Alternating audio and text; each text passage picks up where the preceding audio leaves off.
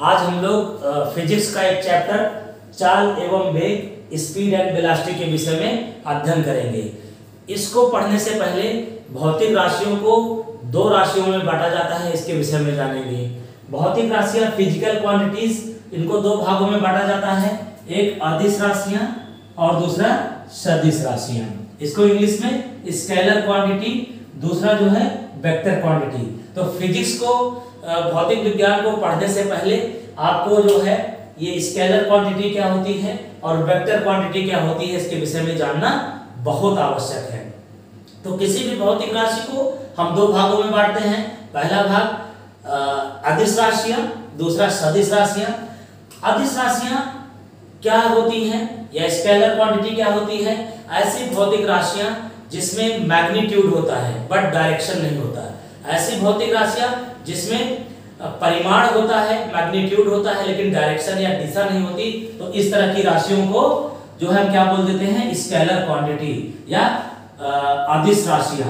केवल परिमाण, मैग्नीट्यूड होता है लेकिन डायरेक्शन नहीं होता, तो इस तरह की राशि को स्केलर क्वांटिटी। जैसे द्रव्यमान, मास, आप देखते हैं ना, मास में दिशा है नहीं है, दूरी है, डिस्टेंस है, इसमें दिशा नहीं होती है लेकिन परिमाण होता है, मैग्नीट्यूड होता है। चाल, स्पीड, दिशा नहीं होती है ना, मैग्नीट्यूड होता है। आयतन, मैग्नीट्यूड होता है लेकिन डायरेक्शन नहीं होता। तो इस तरह से द्रव्यमान, दूरी, चाल, आयतन या टेम्परेचर ले लीजिए, टेम्परेचर में डायरेक्शन नहीं होता लेकिन मैग्नीट्यूड परिमाण होता है। या ऊर्जा ले लीजिए, ऊर्जा में मैग्नीट्यूड होगा लेकिन डायरेक्शन नहीं होगा। ओके, या वर्क ले लीजिए। ठीक, अब इसी तरह से आते हैं सदिश राशियां क्या होती है, वेक्टर क्वांटिटी क्या होती है। तो ऐसी भौतिक राशियां जिसमें परिमाण यानी मैग्नीट्यूड एवं दिशा, डायरेक्शन दोनों हो, तो इस तरह की राशियों को हम क्या बोल देते हैं? वेक्टर क्वांटिटी बोल देंगे या सदिश राशियां। सदिश, सदिश, इसको तोड़ दीजिए। सदिश को अगर हिंदी में तोड़े तो दिशा के साथ, दिशा के साथ, दिशा के साथ यानी परिमाण और दिशा साथ साथ। आदिश दिशा ना हो, आदिश का हिंदी तोड़िए ना, आदिश दिशा ना हो, सदिश दिशा के साथ ना। तो कितना अच्छा डिफरेंशिएशन है, मतलब अंतर कैसे हम लोग इसको डिफाइन कर सकते हैं। तो ऐसी भौतिक राशियां जिनमें परिमाण, मैग्नीट्यूड एवं दिशा, डायरेक्शन दोनों मौजूद होते हैं, इस तरह की राशियों को हम सदिश राशियां कह सकते हैं। जैसे विस्थापन है ना, डिस्प्लेसमेंट, वेग, वेलोसिटी, दिशा होती है। या बल, न्यूटन, बल का मात्रक न्यूटन होता है, तो बल हम कह सकते हैं, बल भी एक सदिश राशि है। जैसे आपके घर में दरवाजा होता है या पीसीओ होते हैं ना, पब्लिक कॉल ऑफिस या बूथ ऑफिस जाते हैं आप, तो वहां पर दरवाजा आप खोलते हैं और बंद करते हैं, तो उसमें आप जब बल लगाते हैं, मान लो 10 न्यूटन का बल लगाया दरवाजा को खोलने के लिए, तो उसको अपनी ओर आप लगा रहे हैं। तो परिमाण भी है 10 न्यूटन का, दिशा भी है ना, दोनों साथ साथ मौजूद हैं। तो बल क्या हो गया? तो इस तरह से फोर्स आपका वेक्टर क्वांटिटी या सदिश राशियां हो गई। क्लियर हुआ? तो अदिश और सदिश राशि की जब भी मैं बात करूंगा तो अदिश दिशा ना हो, परिमाण हो। सदिश जिसमें दिशा के साथ दिशा भी हो और परिमाण भी हो। तो इस तरह की राशियों को हम अदिश और सदिश राशियां कहते हैं। तो ये बहुत ही इंपॉर्टेंट टर्म है, इसको जानना बहुत जरूरी है, क्योंकि अब आप जब फिजिक्स पढ़ेंगे तो उसमें एक क्वेश्चन आता है कि भैया ये वेग है, ये सदिश राशि है कि अदिश राशि है? चाल है, ये सदिश राशि है कि अदिश राशि है? या दूरी, विस्थापन है, डिस्टेंस या डिस्प्लेसमेंट है, अभी जो कि हम आगे पढ़ेंगे तो इसमें पूछा जाएगा, अंतर पूछा जाता है कि क्या अंतर है। तो एक सबसे बड़ा अंतर, अगर दो भौतिक राशियों का अंतर पूछा जाए तो ये जान लेना कि उसमें आपको सदिश और अदिश, स्केलर क्वांटिटी और वेक्टर क्वांटिटी भी बताना होता है। तो इस तरह से ये कॉन्सेप्ट मैंने आपको क्लियर कर दिया है। आइए अब आगे देखते हैं। आइए अब हम अगला डेफिनेशन देखते हैं। जैसा कि हम जानते हैं कि हमारे जीवन में गति का बहुत महत्वपूर्ण योगदान है ना, जानते हैं। तो गति को समझने के लिए हमें सबसे पहले चाल और वेग के विषय में समझना पड़ेगा। लेकिन चाल और वेग, स्पीड एंड वेलोसिटी को समझने से पहले गति की अवस्थाएं क्या होती हैं, है ना, उन अवस्थाओं के विषय में जान लें। तो गति, जैसा कि हम जानते हैं, जब हम गति करते हैं तो हम किसी स्थिर बिंदु के सापेक्ष और समय के अनुकूल जो है गति करते हैं। तो गति की दो अवस्थाएं होंगी, एक विरामावस्था रेस्ट स्टेज और दूसरी मोशन स्टेज, है ना। तो विरामावस्था रेस्ट स्टेज क्या होती है, यदि वस्तु की स्थिति में समय के साथ साथ कोई परिवर्तन नहीं होता तो वस्तु गति की अवस्था में, वस्तु विराम अवस्था में कही जाएगी। यहां गलत लिख दिया है, विराम की अवस्था में कहलाती है, विराम की अवस्था में कहलाती है।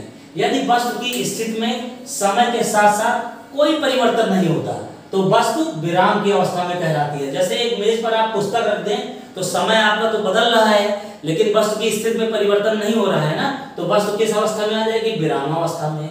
या बिजली का खंभा, सड़क के किनारे बिजली का खंभा लगा है, समय बदल रहा है लेकिन बिजली का खंभे में कोई परिवर्तन नहीं हो रहा है, तो क्या कहेंगे कि बिजली का खंभा जो है रेस्ट स्टेज में है, विराम अवस्था में है। दूसरी डेफिनेशन है गति, मोशन। यदि किसी वस्तु की स्थिति में समय के साथ साथ परिवर्तन हो रहा है तो वह वस्तु गति की अवस्था में या मोशन स्टेज में कहलाएगा। जैसे सड़क पर चलती कार, नदी में चलती नाव, है ना। अब सड़क पर कार चल रही है तो समय के सापेक्ष उसकी स्थिति बदल रही है ना, वो आगे बढ़ती जा रही है। नाव है, एक नदी को पार करना है, अब वो एक किनारे से चला तो समय के सापेक्ष क्या है, उसकी स्थिति बदल रही है और एक समय दूसरे किनारे पर पहुंच जाएगा। तो ये क्या बोला जाएगा, गति की अवस्था में है। तो ये दो डेफिनेशन आपकी क्लियर हुई। यहां पर मैं एक चीज और बता देना चाहता हूं कि एक ही समय पर एक वस्तु गति और विराम की अवस्था में हो सकती है।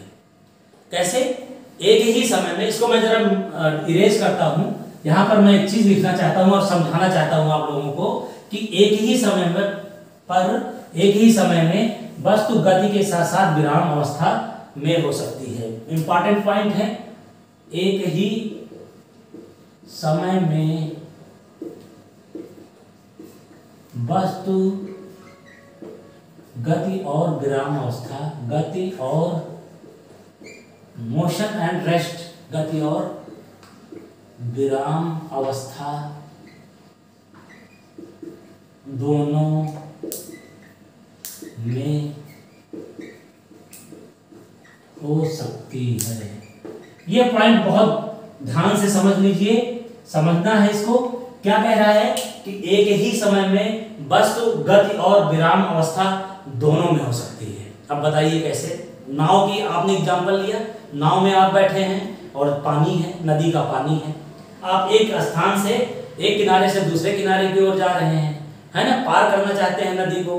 तो क्या हुआ, नाव के सापेक्ष आपकी अवस्था क्या हुई, आप नाव के सापेक्ष मूव नहीं कर रहे हैं ना, समय के सापेक्ष आपका कोई मूवमेंट नहीं है, तो आप नाव के सापेक्ष आप जो है विराम अवस्था में हैं। लेकिन आप पानी के सापेक्ष क्या है, आपके समय के सापेक्ष पानी बदल, मतलब आप जो है नदी के किनारे से, मतलब आपका जो है पोजीशन चेंज हो रही है, पानी के सापेक्ष आपकी पोजीशन चेंज हो रही है। तो आप नदी के सापेक्ष आपकी स्थिति, अगर आप नाव में बैठकर नदी पार कर रहे हैं तो नदी के सापेक्ष आपकी गति अवस्था में है, आपकी स्थिति बदल रही है समय के सापेक्ष, लेकिन नाव के सापेक्ष आपकी स्थिति नहीं बदल रही है, तो आप विराम अवस्था में हैं। तो ये क्या एग्जांपल हुआ कि एक ही आदमी एक समय में जो है गति और विराम अवस्था दोनों में हो सकती है।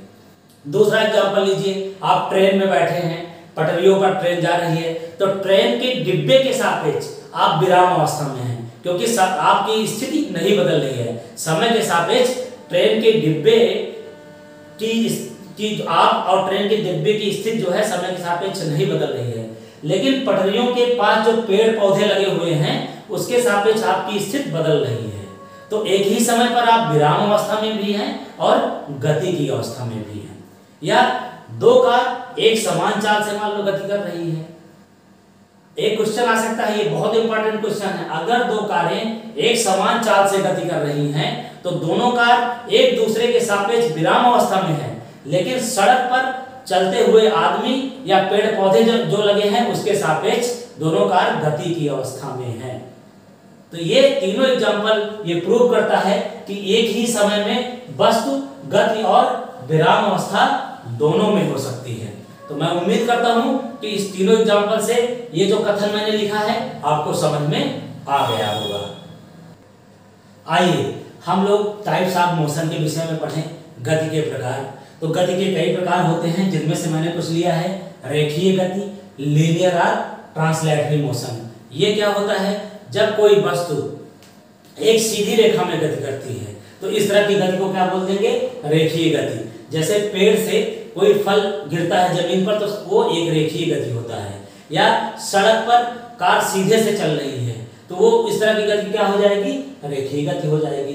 अनियमित गति, जब कोई गतिमान वस्तु अपनी दिशा को हमेशा परिवर्तित करता रहे, जब कोई गतिमान वस्तु की दिशा परिवर्तित होती रहे तो इस तरह की गति को अनियमित गति कह देंगे। जैसे पौधे पर मधुमक्खी मंडराती है या तितलियों की गति जो है होती है, तो जो इस तरह की गति होती है वो क्या कहलाती है, अनियमित गति या रैंडम मोशन। इस तरह की गति में या गतिमान वस्तु की दिशा लगातार परिवर्तित होती रहती है, तो इस तरह की गति को अनियमित गति कहते हैं। अब दोलनीय अथवा कंपनीय गति, ऑसिलेटरी और वाइब्रेटरी मोशन क्या होता है, ऐसी गति मतलब इस तरह की गति में कोई वस्तु अपने निश्चित बिंदु के सापेक्ष इधर उधर या ऊपर नीचे, उस निश्चित बिंदु के सापेक्ष इधर उधर या ऊपर नीचे जो है गति करती है, तो इस तरह की गति को दोलनीय अथवा कंपनीय गति कहते थे। जैसे सरल लोलक की गति, या जो है पुल है, कोई पुल है, मान लो पुल यहाँ पर स्थित है तो थोड़ा सा ऊपर गया थोड़ा सा नीचे आया, तो अपने निश्चित बिंदु से ये दूरी और ये दूरी जो तय करती है, ऊपर नीचे जो गति कर रही है, इस तरह की गति को क्या बोल देंगे, दोलनीय अथवा वाइब्रेटरी मोशन, कंपनीय गति कह देंगे, है ना। सरल लोलक की गति हो गई। झूला जो है आप झूलते हैं, सावन का महीना आ गया है ना, तो सावन के महीने में आप देखते हैं ना, मिड पॉइंट के इधर जाता है फिर इधर जाता है ना, तो इस तरह की गति को क्या बोल देंगे, दोलनीय अथवा कंपनीय गति। वृत्तीय गति, जब कोई गतिमान वस्तु वृत्ताकार पथ पर गति करता है तो इस तरह की गति को क्या बोल देंगे, सर्कुलर मोशन बोल देंगे, है ना। फिर अगला है एक समान वृत्तीय गति। एक समान वृत्तीय गति क्या हो गई, जब कोई वस्तु समान समयांतराल में समान दूरी तय करती है वृत्तीय पथ पर। जब कोई गतिमान वस्तु किसी भी वृत्तीय पथ पर समान समयांतराल में समान दूरी तय करती है तो इस तरह की गति को एक समान वृत्तीय गति या यूनिफॉर्म सर्कुलर मोशन कहते हैं। जैसे पृथ्वी की गति, पृथ्वी सूर्य की चारों ओर गति करती है ना, तो इस तरह की गति को क्या बोल देंगे, एक समान वृत्तीय गति। फिर एक समान गति क्या हो गई, जब कोई वस्तु समान समयांतराल में समान दूरी तय करे। समान समयांतराल में अगर समान दूरी तय करती है तो इस तरह की गति को यूनिफॉर्म मोशन, यानी मैं बोलूं कि एक वस्तु, एक बस है या एक मोटर कार है या एक स्कूटर है, पहले घंटे में 50 किलोमीटर, अगले एक घंटे में फिर 50 किलोमीटर, फिर अगले एक घंटे में 50 किलोमीटर, तो इस तरह की गति को एक समान वृत्तीय गति या यूनिफॉर्म मोशन कहते हैं। इसको डिलीट करते हैं, मैं जरा आपको एक समान गति को खूब अच्छे ढंग से बताना चाहता हूं। मैंने कहा एक समान वृत्तीय गति क्या होगी या असमान गति, सॉरी एक समान गति या असमान गति, तो एक यूनिफॉर्म मोशन, एक समान गति आपकी क्या हो जाएगी, समान समयांतराल में समान दूरी तय करेगी। तो इस तरह की गति को जब कोई भी वस्तु समान समयांतराल में अगर समान दूरी तय करती है तो इस तरह की गति को एक समान गति कहते हैं। जैसे एक घंटे में ये दूरी मान लो 10 किलोमीटर, फिर अगले एक घंटे में ये टी हो गया, ये एक घंटा हुआ 1 आवर, ये भी 1 आवर, फिर अगले एक घंटे में 10 किलोमीटर, फिर अगले एक घंटे में 10 किलोमीटर, तो इस तरह की गति को क्या बोल देंगे, 1 आवर। इस तरह की गति को एक समान गति बोलेंगे। असमान गति क्या होती है, देखो समय सब में होगा, जब भी आप रेस्ट और मोशन की बात करेंगे, गति और विराम की बात करेंगे या गति के प्रकार की बात करेंगे, तो सारी डेफिनेशन समय के सापेक्ष लेना है, टाइम के सापेक्ष। देखो सारे डेफिनेशन में समय है। तो असमान गति हो क्या हो गई, जब कोई वस्तु समान समयांतराल में, है ना, समान समयांतराल में असमान दूरी तय करे, तो इस तरह की गति को क्या बोल देंगे, असमान गति बोल देंगे, नॉन यूनिफॉर्म मोशन। ओके, कैसे, जैसे अब यहाँ पर लिया हमने 3 पॉइंट ए ले लिया, पहले आवर में देखो घंटे समान है, पहले आवर में 10 किलोमीटर, फिर अगला जो आवर है उसमें मान लो 15 किलोमीटर, फिर अगला एक आवर में मान लो 7 किलोमीटर, है ना, ये देखो 1 आवर। तो आवर तो समयांतराल तो आपका 1-1 घंटा है, अब ये एक घंटे में 10 किलोमीटर, अगले 1 घंटे में 15 किलोमीटर, फिर अगले 1 घंटे में 7 किलोमीटर। तो समान समयांतराल में जब असमान दूरी तय करती है, तो कोई भी वस्तु जब समान समयांतराल में असमान दूरियां तय करती है, तो इस तरह की गति को क्या बोल देंगे? असमान गति। और समान समयांतराल में जब समान दूरियां तय करे, तो इस तरह की गति को आप क्या बोल देंगे? इस तरह की गति को क्या बोल देंगे? एक समान गति। तो उम्मीद करता हूं कि यह डेफिनेशन आपको समझ में आ गया है। चलिए आइए हम लोग अब डिस्टेंस दूरी और डिस्प्लेसमेंट विस्थापन के विषय में समझते हैं। बहुत ही इंपॉर्टेंट डेफिनेशन है। और अब शुरू होता है आपको जो मैंने स्केलर क्वांटिटी, अदिश राशि और वेक्टर क्वांटिटी सदिश राशि बताया था। अब यहाँ देखिए उसका यूज करेंगे हम लोग। सबसे पहले दूरी क्या होती है ना? दूरी या डिस्टेंस। तो डिस्टेंस या दूरी क्या होती है? यदि कोई गतिमान वस्तु निश्चित समय में किसी गतिमान वस्तु द्वारा निश्चित समय में तय किए गए मार्ग की लंबाई को दूरी कहते हैं। लिख देते हैं इसको। किसी गतिमान वस्तु द्वारा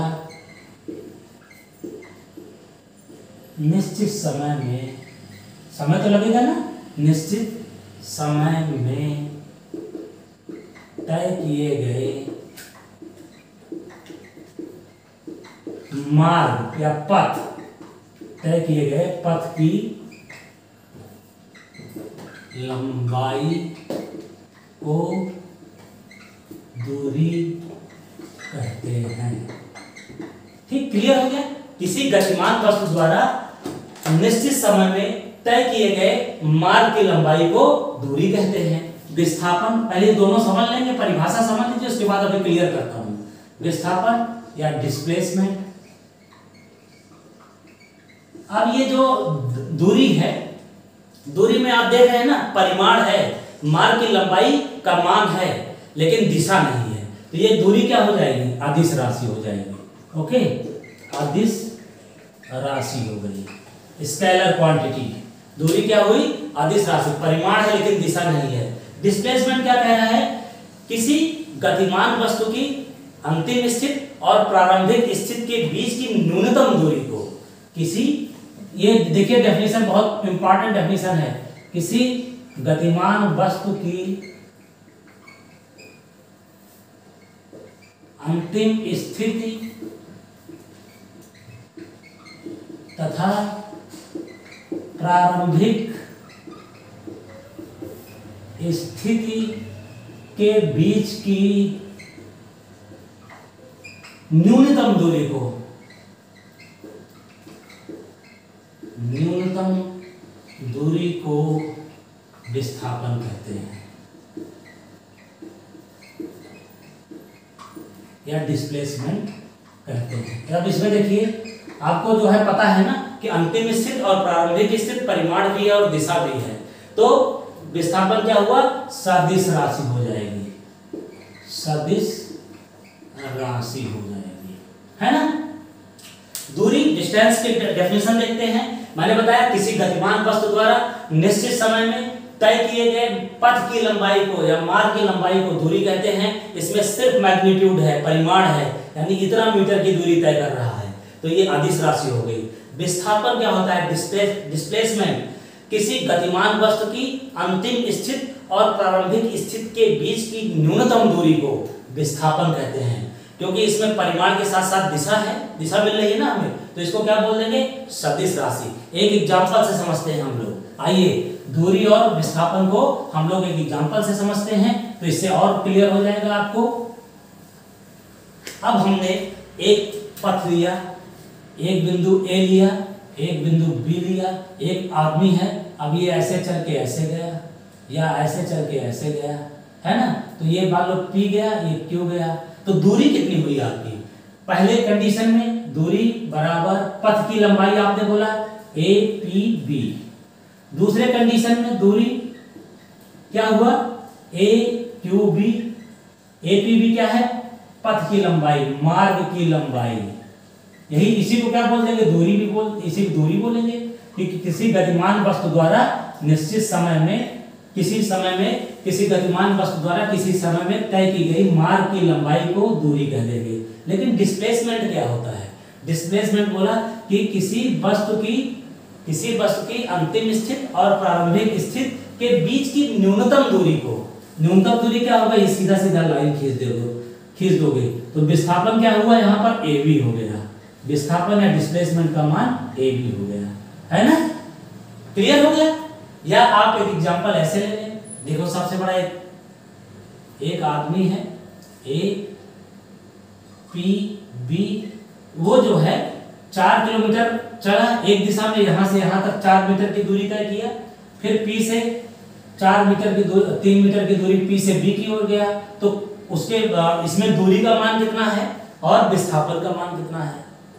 अब देखो एक आदमी है, वो बिंदु ए से बिंदु पी तक इस दिशा में, ए से पी की दिशा में 4 मीटर की दूरी तय किया। फिर पी से बी की दिशा में लंबवत, इससे लंबवत गया 3 मीटर की दूरी में। तो अब इस केस में दूरी और विस्थापन कितना होगा? तो दूरी कितनी हो गई आपकी? अब देखो दूरी विस्थापन में अंतर देख लीजिए। तय किए गए किसी निश्चित समय में तय किए गए मार्ग की लंबाई को, तो मार्ग की लंबाई क्या है? एपी प्लस पीबी कितना हो गया? 4 प्लस 3 यानी 7 मीटर हो गया। विस्थापन क्या हो जाएगा मेरे दोस्तों? विस्थापन क्या डेफिनेशन था कि वस्तु की अंतिम स्थिति बी और प्रारंभिक स्थिति ए दोनों के बीच की न्यूनतम दूरी। न्यूनतम दूरी अब यहाँ पे राइट एंगल ट्रायंगल बन रहा है, तो यहाँ पर पाइथागोरस लग जाएगा। न्यूनतम दूरी आपकी क्या हुई? ए बी हुई, तो ए बी बराबर क्या होगा पाइथागोरस से? 4 का स्क्वायर प्लस 3 का स्क्वायर, 16 9 25 कितना हो गया? 5 हो गया। देख रहे हो विस्थापन और दूरी में अंतर, है ना? क्लियर? तो अब विस्थापन और दूरी में आपसे कोई पूछे कि डिफरेंस क्या होता है, अंतर क्या होता है, तो सबसे बड़ा अंतर क्या है कि जो दूरी है, यहां पर आप लिख सकते हैं दूरी, सॉरी एक इसको मिटा दे, इसको क्लियर हो गया ना? ये क्लियर हो गया, इसको इरेज करते हैं। और विस्थापन और दूरी में अगर अंतर पूछा जाए आपसे, तो सबसे बड़ा अंतर क्या है? दूरी ले लीजिए, डिस्टेंस, और विस्थापन केवल समझाने के लिए जस्ट लिख रहा हूं मैं। दूरी क्या है? स्केलर क्वांटिटी है, अदिश राशि है, और ये क्या है? सदिश राशि है। पहला है ना, ये अदिश राशि है, ये सदिश राशि है। अब दूसरा सबसे बड़ा क्या अंतर है कि दूरी का मात्रक क्या है? होता है मीटर, और विस्थापन का भी मात्रक मीटर होता है एमकेएस सिस्टम में। तो ये तो अंतर नहीं हुआ, लेकिन पता रहना चाहिए, है ना? इसमें परिमाण होता है, दिशा नहीं होती। इसमें दिशा के साथ साथ परिमाण भी होता है। दूरी कभी भी शून्य नहीं हो सकती, दूरी शून्य नहीं हो सकती, लेकिन विस्थापन शून्य हो सकता है। सबसे बड़ा अंतर डिस्प्लेसमेंट, विस्थापन का मान शून्य हो सकता है। कैसे? एग्जाम्पल, जैसे वृत्ताकार पथ पर आप गति कर रहे हैं। अब यहां से आपने गति करना स्टार्ट किया और यहां से चलते चलते चलते चलते फिर आ गया, यहीं पर फिर आ गए। तो पहली प्रारंभिक स्थिति ए थी, फिर अंतिम स्थिति क्या हुई? बी हुई। तो प्रारंभिक अंतिम स्थिति और प्रारंभिक स्थिति का अगर अंतर करोगे तो क्या आ जाएगा? 0 आ जाएगा। तो विस्थापन का मान क्या हुआ? इस सर्कुलर मोशन में विस्थापन का मान 0 हुआ। लेकिन दूरी का मान कितना हुआ?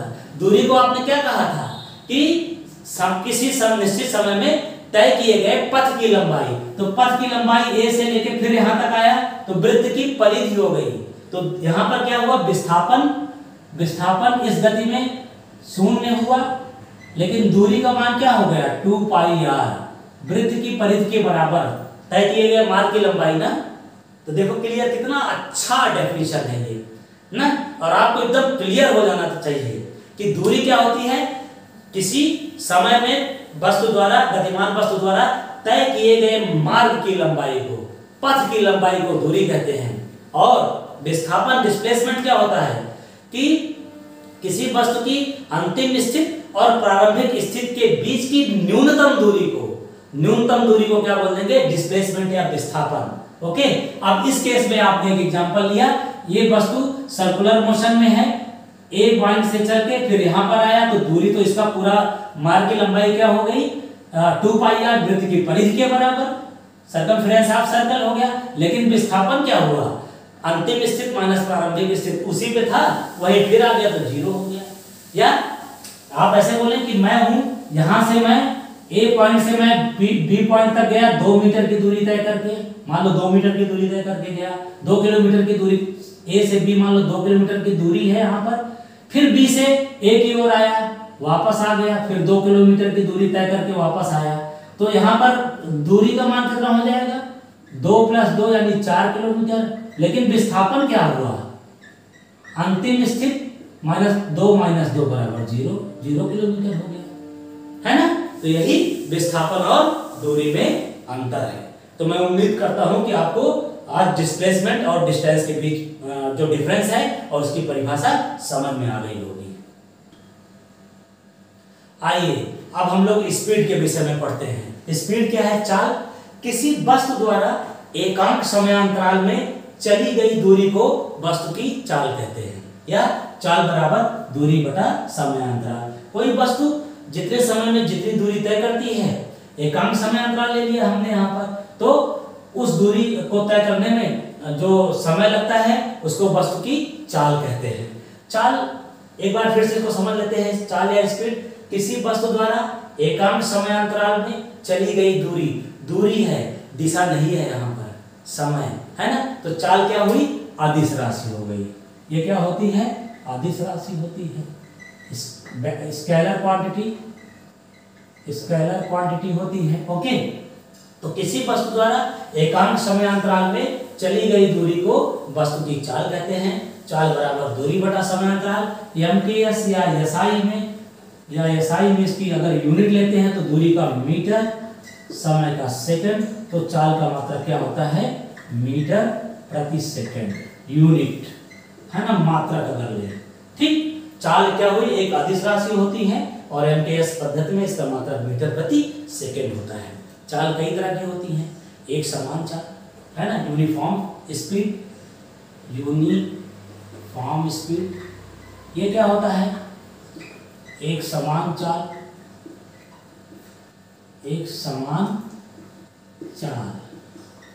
इस जब कोई वस्तु समान समयांतराल में समान दूरी तय करती है तो वस्तु की चाल क्या कहलाती है, एक समान कहलाती है। जब कोई वस्तु समान समयांतराल में समान दूरी तय करती है तो वस्तु की चाल क्या कहलाती है, यूनिफॉर्म स्पीड कहलाती है ना। और नॉन यूनिफॉर्म स्पीड क्या हुआ, नॉन यूनिफॉर्म स्पीड या असमान चाल, बस समान समयांतराल में असमान दूरी जब तय करे। जब कोई वस्तु समान समयांतराल में असमान दूरियां तय करती है तो वस्तु की चाल क्या कहलाती है, नॉन यूनिफॉर्म स्पीड या असमान चाल कहलाती है। एवरेज स्पीड क्या होती है ना, औसत चाल, बहुत इंपॉर्टेंट है। औसत चाल क्या होता है, तीसरा देखते हैं, औसत चाल या एवरेज स्पीड। औसत चाल या एवरेज स्पीड, किसी वस्तु द्वारा कुल तय की गई दूरी, तथा कुल दूरी को तय करने में लगे समय के अनुपात को औसत चाल कह देते हैं, या एवरेज स्पीड। तो औसत चाल बराबर क्या हुआ, क्या बताया मैंने, किसी गतिमान वस्तु द्वारा कुल तय की गई दूरी, यानी कुल तय की गई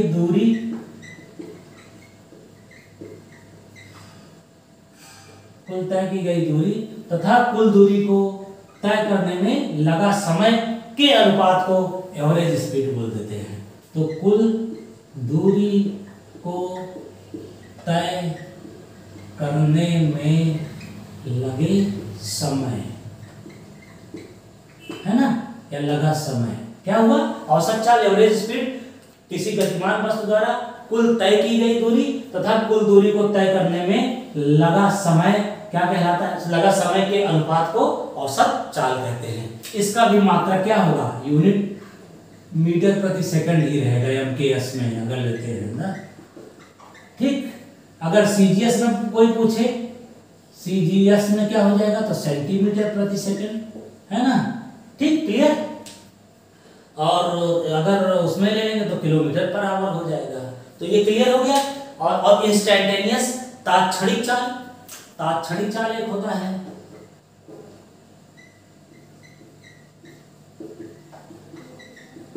इंस्टैंटेनियस स्पीड, इंस्टैंटेनियस यहां लिख दीजिए, इंस्टैंटेनियस स्पीड। ये क्या होता है कि किसी भी वस्तु, जब कोई वस्तु गतिमान अवस्था में है तो एक विशेष समय पर या पल भर के लिए जो चाल देखते हैं उस चाल को क्या बोल देंगे, तात्क्षणिक चाल या इंस्टैंटेनियस स्पीड। जैसे आप स्कूटी चला रहे हैं, बस चला रहे हैं, तो उसमें स्पीडोमीटर लगा होता है, तो पर्टिकुलर टाइम पर जो स्पीड आप देखते हैं उस स्पीड को क्या बोल देते हैं, तात्क्षणिक चाल या इंस्टैंटेनियस स्पीड। तो मैंने आपको चाल और चाल के प्रकार के विषय में समझा दिया है। आइए अब वेलोसिटी, वेग के विषय में जानते हैं। अभी तक हमने चाल, स्पीड के विषय में पढ़ लिया। अब वेग क्या होता है, वेलोसिटी क्या होती है।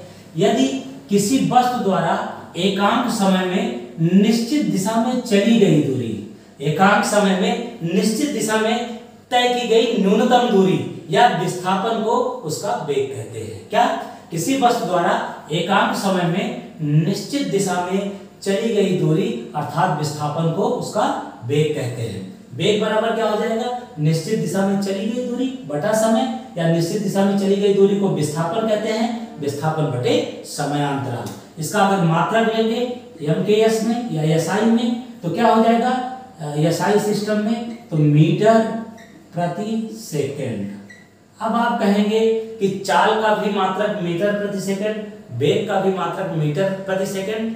तो चाल में दिशा नहीं थी, स्पीड में, चाल में दिशा नहीं थी, लेकिन वेलोसिटी में या वेग में आप खुद कह रहे हैं कि निश्चित दिशा में चली गई दूरी। आप दिशा को इंगित कर रहे हैं, निश्चित दिशा में चली गई दूरी।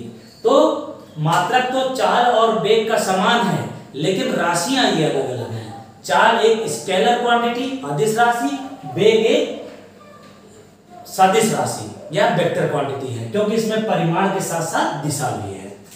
तो क्लियर हो गया। क्या हुआ कि किसी वस्तु द्वारा एकांक समय में निश्चित दिशा में चली गई कुल दूरी अर्थात विस्थापन को उसका वेग कहते हैं। तो इसको लिख लीजिए आप लोग, जल्दी से लिखिए, जल्दी से लिखिए आप लोग। चलिए, अब वेग के प्रकार क्या होते हैं। वेग के प्रकार, यूनिफॉर्म वेलोसिटी, एक समान वेग। आइए वेग के प्रकार के विषय में जानते हैं। इसको लिखिए जल्दी से। वेलोसिटी के प्रकार, टाइप्स ऑफ वेलोसिटी, वेग के प्रकार, एक समान वेग। आइए एक समान वेग के विषय में जाने। यूनिफॉर्म वेलोसिटी क्या होती है, यूनिफॉर्म वेलोसिटी क्या होती है, मैं समझाता हूं, नोट्स आपको मिल जाएगा। एक समान वेग, है ना, इसकी क्या हो जाएगी, यूनिफॉर्म वेलोसिटी। जब कोई वस्तु किसी निश्चित दिशा में समान समय अंतराल में समान दूरी तय करती है तो इस तरह से वस्तु का वेग एक समान वेग कहलाता है। जब कोई वस्तु, लिख दें, जब कोई वस्तु एक निश्चित दिशा में किसी निश्चित दिशा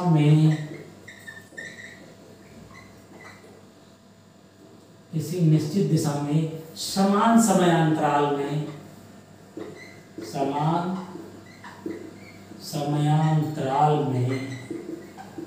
समान दूरी यानी विस्थापन, निश्चित दिशा में समान दूरी, है ना, तो विस्थापन ही तो हुआ। जब कोई वस्तु किसी निश्चित दिशा में समान समयांतराल में समान दूरी तय करती है तो वस्तु का वेग एक समान वेग कहलाता है। तो वस्तु का वेग एक समान वेग कहलाता है। ठीक, क्लियर हो गया। अब असमान वेग क्या होगा, है ना, यदि कोई गतिमान वस्तु किसी निश्चित दिशा में समान समय अंतरालों में असमान दूरियां तय करती है तो उसका वेग क्या कहलाएगा, असमान वेग। असमान वेग, बड़ा प्यारा परिभाषा है ना, नॉन यूनिफॉर्म वेलोसिटी। ये क्यों मैं पढ़ा रहा हूं, क्योंकि छोटे छोटे क्वेश्चन कंपटीशन में आएंगे कि यार समान समयांतराल में असमान दूरी तय कर रही है तो इस तरह का वेग क्या होगा निश्चित दिशा में, है ना। ऐसे इसीलिए इसको पढ़ा रहा हूं, और आप जरूर इसको, मैंने जो जो भी पॉइंट बताया इसको जरूर क्लियर करिएगा। Non uniform speed velocity, non uniform velocity. तो जब कोई वस्तु, इसको लिख लें, समझा दें, जब कोई वस्तु किसी निश्चित दिशा में, चलिए लिख देते हैं, लिखा है तो, जब कोई वस्तु निश्चित दिशा में, जब कोई वस्तु निश्चित दिशा में समान समयांतराल में, समान समयांतराल में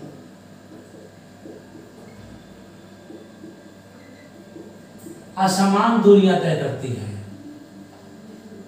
असमान दूरियां तय करती है तो वस्तु का वेग असमान वेग कहलाता है। तो वस्तु का वेग असमान वेग कहलाता है। ठीक, तो अभी वेग यानी वेलोसिटी कितने प्रकार के होते हैं, तो पहला मैंने बताया एक समान वेग, इसका डेफिनेशन दिया, ओके। फिर उसके बाद असमान वेग, क्या रीजन था एक समान वेग का, या क्यों कहते हैं इसको एक समान वेग, जब कोई वस्तु किसी निश्चित दिशा में समान समयांतराल में समान दूरी तय करती है तो वस्तु का वेग एक समान वेग कहलाता है। असमान वेग नॉन यूनिफॉर्म वेलोसिटी, जब कोई वस्तु निश्चित दिशा में समान समयांतराल में असमान दूरियां तय करती है तो वस्तु का वेग असमान वेग कहलाता है। जल्दी से इसको लिख लीजिए, जल्दी से इसको लिख लीजिए। फिर औसत वेग एवरेज वेलोसिटी क्या होती है,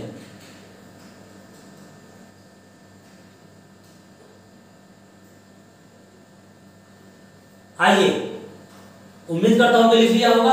एवरेज वेलोसिटी क्या होती है, तो एवरेज वेलोसिटी या औसत वेग है ना, इसको भी जानना बहुत जरूरी है। औसत वेग वस्तु द्वारा तय किए गए कुल विस्थापन तथा विस्थापन को तय करने में लगे कुल समय के अनुपात को औसत वेग कहते हैं। कितना अच्छा परिभाषा ना, सब एक दूसरे से रिलेटेड हैं लेकिन सब समय के सापेक्ष हैं। किसी निश्चित दिशा में वस्तु द्वारा किसी समय में औसत वेग को क्या बोल देंगे, औसत वेग या एवरेज वेलोसिटी, है ना। तो एवरेज वेलोसिटी या औसत वेग इज इक्वल टू क्या बोल देंगे, औसत वेग इज इक्वल टू कुल विस्थापन, कुल विस्थापन बटा विस्थापन को तय करने में लगा समय, विस्थापन को तय करने में लगा कुल समय। इसी को क्या बोल देंगे, इसके अनुपात को, इसके अनुपात को औसत वेग बोल देंगे। किसी वस्तु द्वारा किसी दिशा में तय किए गए कुल विस्थापन तथा विस्थापन को तय करने में लगे कुल समय के अनुपात को एवरेज वेलोसिटी या औसत वेग कहते हैं। जल्दी से लिख लीजिए इसको। किसी वस्तु द्वारा किसी समय में तय किए गए कुल विस्थापन तथा विस्थापन को तय करने में लगे कुल समय का अनुपात जो है वस्तु का औसत वेग कहलाता है। इसमें एक कंडीशन मैं आपको और बताना चाहता हूं कि यदि किसी वस्तु का वेग निश्चित दिशा में एक समान दर से परिवर्तित हो रहा हो, यदि किसी वस्तु का वेग, यदि किसी वस्तु का वेग, है ना, ये बड़ा इंपॉर्टेंट टर्म है, यदि किसी वस्तु का वेग निश्चित दिशा में, निश्चित, यहां पर लिख देते हैं, किसी वस्तु का वेग निश्चित दिशा में, बड़ा इंपॉर्टेंट टर्म है, यदि किसी वस्तु का वेग निश्चित दिशा में एक समान दर से परिवर्तित हो रहा हो, एक समान दर से, ये पूछा जाता है, परिवर्तित हो रहा है तो तब औसत औसत वेग क्या होगा, तब औसत वेग, प्रारंभिक वेग प्लस अंतिम वेग बटे 2। ये नोट कर लेना, मैं क्वेश्चन पूछूंगा इस पे। यदि बहुत इंपॉर्टेंट पॉइंट है, बहुत ही इंपॉर्टेंट पॉइंट है, यदि किसी वस्तु का वेग है ना निश्चित दिशा में एक समान दर से परिवर्तित हो रहा है, तब औसत वेग क्या हो जाएगा, प्रारंभिक वेग प्लस अंतिम वेग बटे 2। इसको नोट कर लीजिए, बहुत ही इंपॉर्टेंट टर्म है।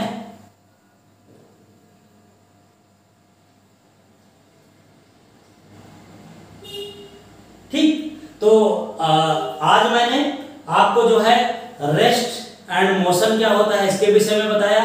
किसी भी फिजिकल क्वांटिटी को दो राशियों में, किसी भी भौतिक राशि को दो राशियों में व्यक्त करते हैं, सदिश राशियां, वेक्टर क्वांटिटी, स्केलर क्वांटिटी के विषय में बताया। फिर उसके बाद मैंने आपको रेस्ट और मोशन के विषय में बताया, गति कितने प्रकार की होती है उसके विषय में बताया, फिर वेलोसिटी और स्पीड के विषय में बताया, डेफिनेशन बताया, और वो कितने प्रकार की होती हैं उसके विषय में बताया। सबसे बड़ा आज मैंने आपको डिस्टेंस और डिस्प्लेसमेंट के विषय में बताया। एक बार मैं फिर से बताना चाहता हूँ, डिस्टेंस कभी भी जीरो नहीं हो सकता, लेकिन डिस्प्लेसमेंट जीरो हो सकता है। आपको एग्जाम्पल के साथ समझाया। तो मैं उम्मीद करता हूँ कि ये पार्ट आपको पसंद आएगा, और नेक्स्ट पार्ट में हम लोग बहुत जल्दी आपको मैं चैनल पर दे दूंगा। नेक्स्ट पार्ट में हम लोग एक्सीलरेशन, गति के समीकरण और न्यूटन के गति के नियम के विषय में अध्ययन करेंगे। थैंक यू वेरी मच, धन्यवाद।